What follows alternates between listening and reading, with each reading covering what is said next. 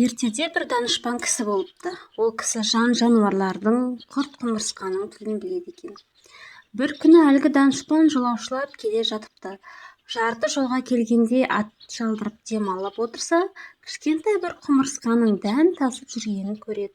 Оны жерден көтеріп алады да алақанына салып тұрып: «Қане құмырсқа, айтшы, дәнді қайда алып барасың?» деп сұрайды. «Илеуіме алып барамын», дейді құмырсқа. Адам сұрайды: «Оны қайтесің?» «Кейінге сақтаймын», дейді құмырсқа. Адам: «Көп жинайсың ба?» деп сұрайды. Құмырсқа өз шаруасының жайын былайша баяндайды: «Жаздай жұмыс істеп, жейтін азығымды жинаймын да қыстыгүні қаннен-қаперсіз тынығып жатамын». Данышпан құмырсқаны шыр айналдыра қарай бастады. «Басың неге үлкен? Аз сөйлеп, көп ойлаймын. Белің неге қылдырықтай?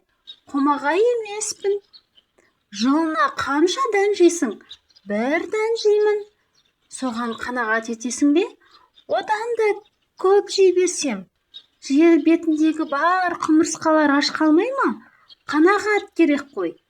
Құмырсқаның ақылына, қанағатына, көрегендігіне сүйсінген данышпан оны сынап көрмек болады. Қорапқа бір дән салады да құмырсқаны соған қоса қамайды. Сонан соң су тимейтін бір жайлы жерге орналастырады. «Бір жылдан кейін келемін, дәнің бар, жейтін қамсыз жата бер», дейді. Данышпан құмырсқаға ескертіп, осылайша құмырсқаның азықты қалай үнемдейтінін білгісі келеді. Бір жыл өткен соң данышпан әлгі құмырсқаға қайта оралады. Өзі қойып кеткен жерден қорапты тауып алады. Құмырсқаның өлі тірісін білмек болып қорапты ашады. Қараса, құмырсқа тірі екен. Қасына қалдырған жалғыз дәннің жартысын ғана жепті. Бұған таңданған данышпан: «Ей құмырсқа!» депті. Мұның себебін білмек ниетпен: «Сен жылына бір дән жеймін деп едің ғой, мына дәнді неге түгел жемей, жартысын қалдырғансың? Не себептен сонша үнемдедің?» Сонда құмырсқа былай депті: «Айтқаның дұрыс, мен жылына бір дән жеймін, ол рас. Ал сен болсаң, мені қорапқа салып қамап кеттің, сыртқа шыға алмаймын.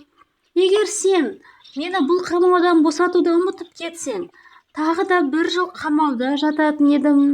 Бір дәнді түгел жеп қойсам, аштан өлетін едім. Соны ойлап қанағат еттім». Данышпан құмырсқаның шыдамдылығы мен тастай берік қанағатына қайран қалыпты. Оны қамап кеткенінің қиянат болғанын, азапқа салғанын енді түсініп: «Менің істегенім дұрыс болмапты, кешір», депті де құмырсқаны қамаудан босатып жіберген екен. Содан кейін данышпан қанағаттың қасиетін адам баласына үйреніпті. Ертегі ұнаса, лайк басып, каналға тіркеле отырыңыздар.